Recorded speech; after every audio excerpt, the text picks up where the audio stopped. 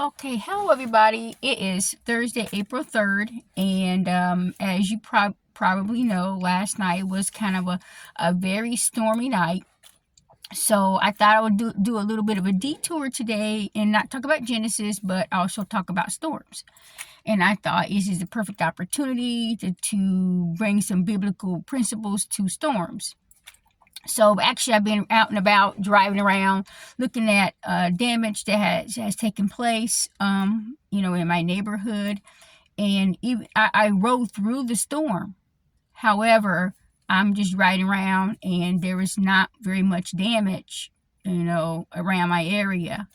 As I'm talking to you, I'm looking straight ahead. There's like a apartment addition that is they're building, and I'm looking at the roofing, and nothing came off. Everything's still intact. By the glory of God, everything is intact. So I've always loved weather. It always fascinates me. So I'm always looking and saying, hey, wintertime happens. Hey, what's going to happen? Looking at the roads, snow. I just love all of it. I took, when I was in high school, I took earth science. I loved every bit of it. And I got an A. So I can tell you all about the rocks, the bedrock, the igneous rock, the cumulus clouds. I loved all of that, okay?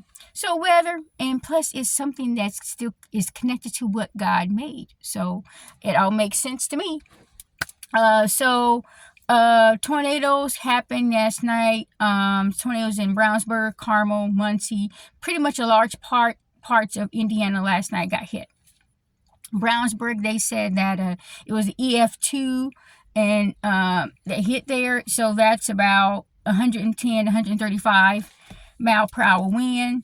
So there was actually in Brownsburg, there was a warehouse that kind of collapsed, and there was a lady that was trapped in there. She was trapped, and it took about 3 hours to get her out. And it sounds like she's doing okay. That's pretty much all I know for now. And some lots of damage, roofs blown off. And Carmel at 116th, there's a tornado that hit there. And the sad thing is, in Danville today, there's this morning, I guess sometime overnight, a 27-year-old man died due to power lines down, okay?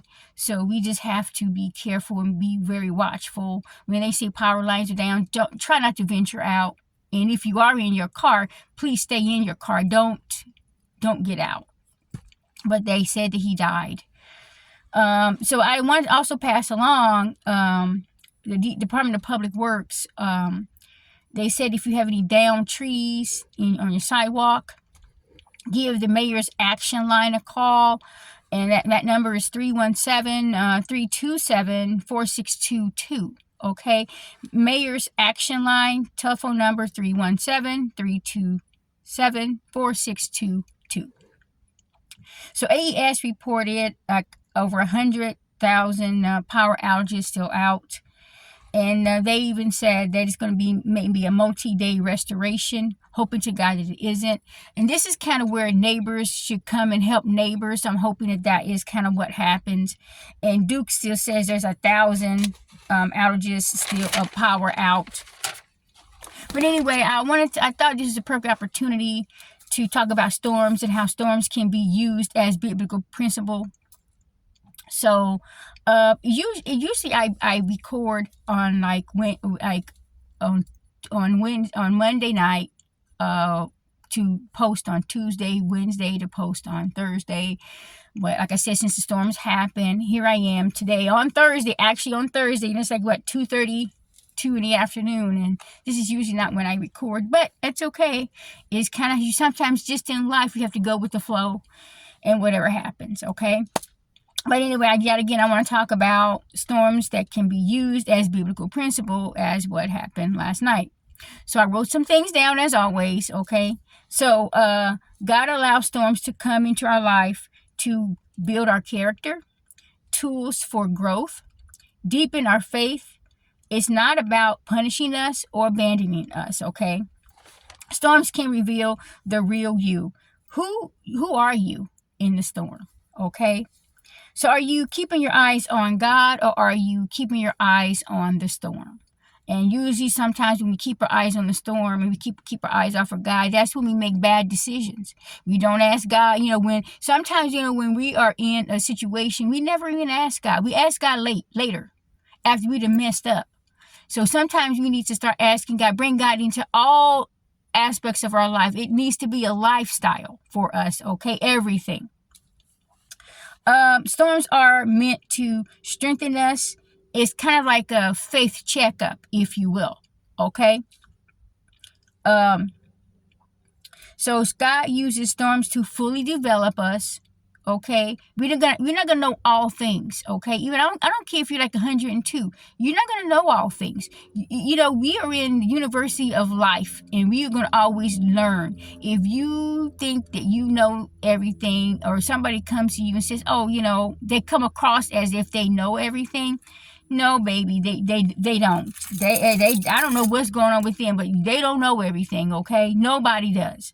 But we are always learning. Always, like, even when we're going through whatever current storm that you're going through right now, you can always look back and think about, okay, if God brought me through that storm before, then I know I'm in this current storm. I know He's going to bring me through now. Like I said, I don't have a job. I haven't had a job since June of last year. However, I look back at, how God has brought me through before. And that's what spurs me in the midst of this situation right now, because I know that there's just a job. It has my name on it. I just don't know where and when, but it's going to happen. And we have to learn how to put that out in the atmosphere, okay?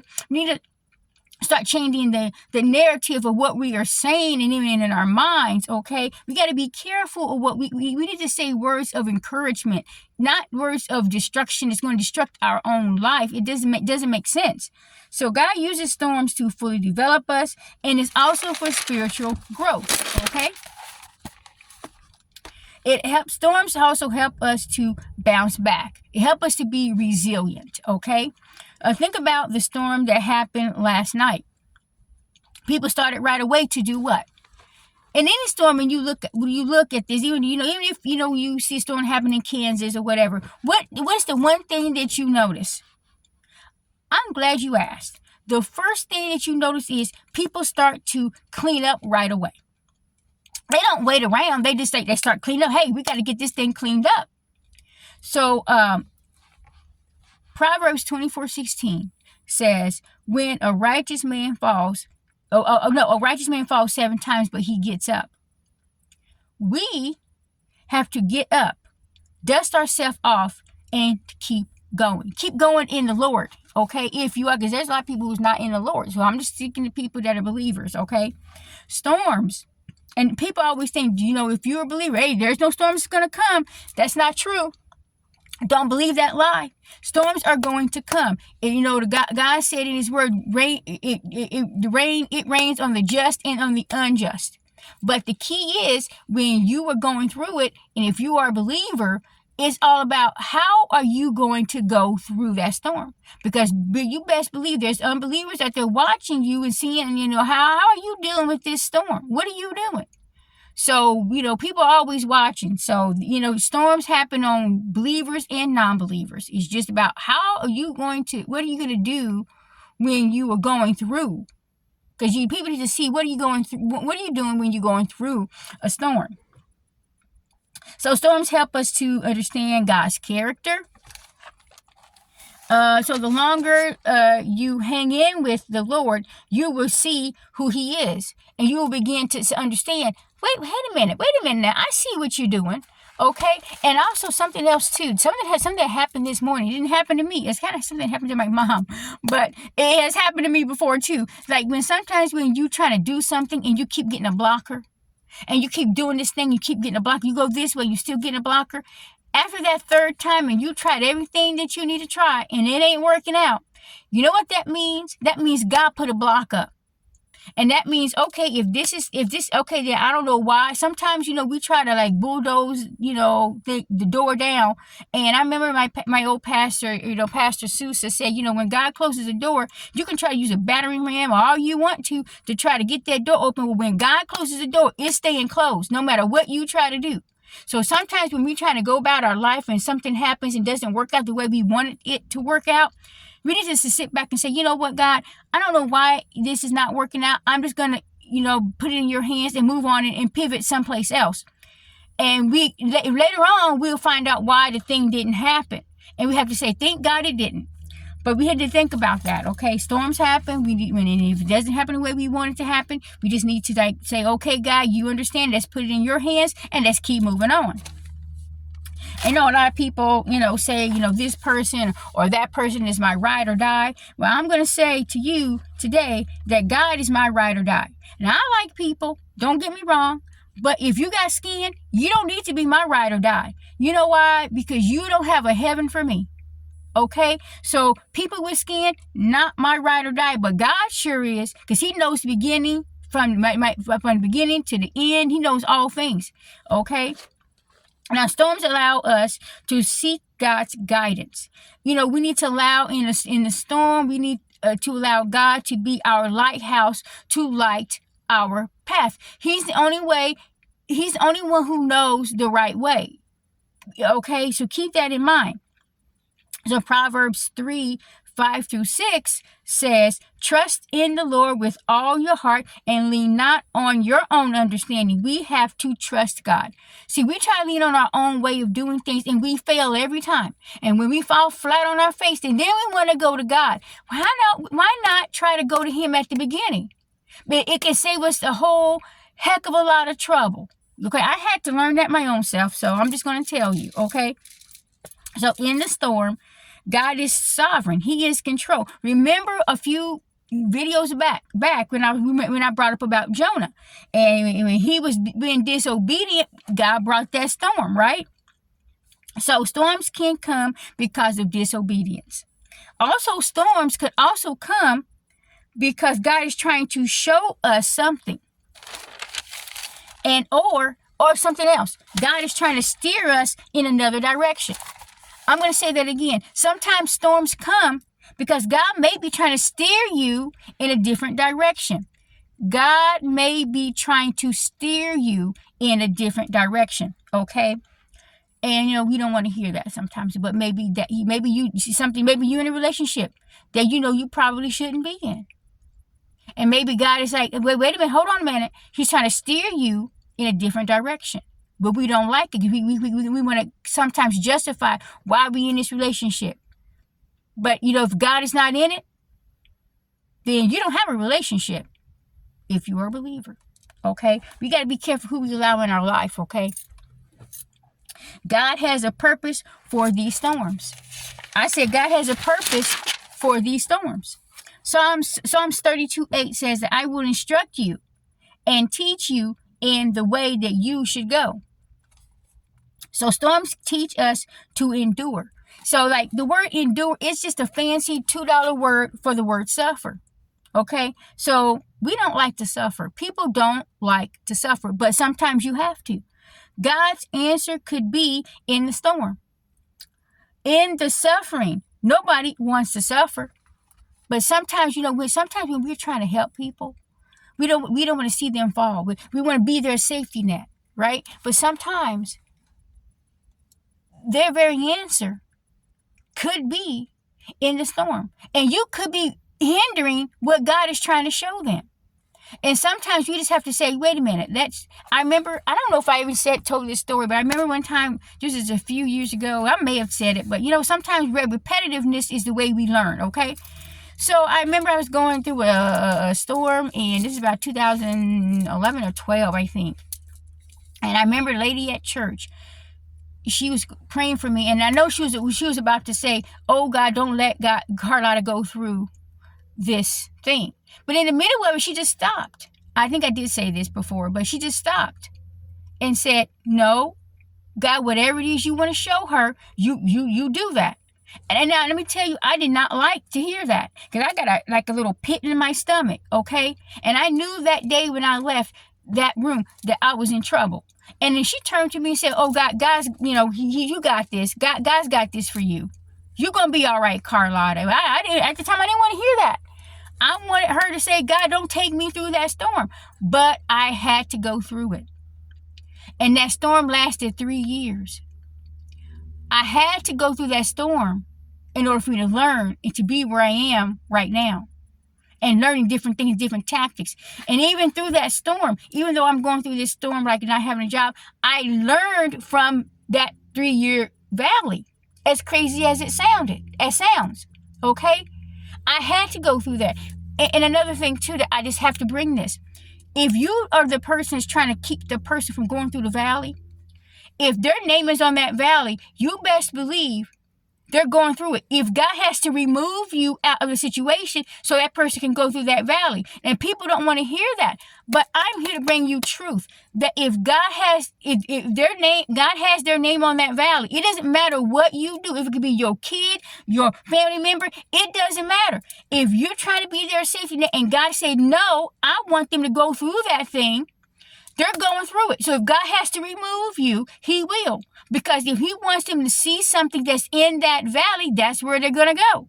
I just have to bring that. I don't know who needed that, but I'm just going to say sometimes we have to say, "God, Lord, I put them in your hands and you do whatever it is you need to do," because he knows what's best. I don't mean to be preachy, but, maybe somebody needed that, okay? So Christ suffered.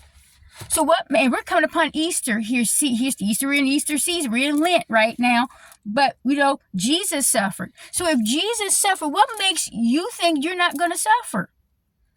Okay, people got that idea in their head, and that's not true. We are, what makes us think we are not going to suffer, I think I said that already. But the deal is, even in the suffering, God is with us.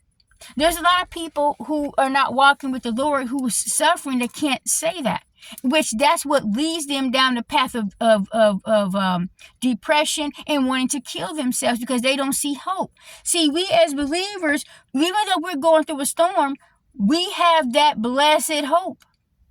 Okay, we got that. That's what helps us, okay? So, but I have to say this. Storms don't last long, but strong people in the Lord do. I'm going to say that again. I said storms don't last long. See, these storms are like a ship passing through the night. But if you stay holding on to God's hands, the God's people, strong people in the Lord do. Because you know what? God says he upholds us with his righteous right hand. God says he upholds us with his righteous right hand. So we need to learn how to walk in that. Okay? So anyway, I'm hoping that, this kind of brought you something today. But anyway, let's go before the Lord in prayer, okay? So, dear Lord, help the people to rebuild after the storms that came through last night. Send the right people their way to help them and not scam them.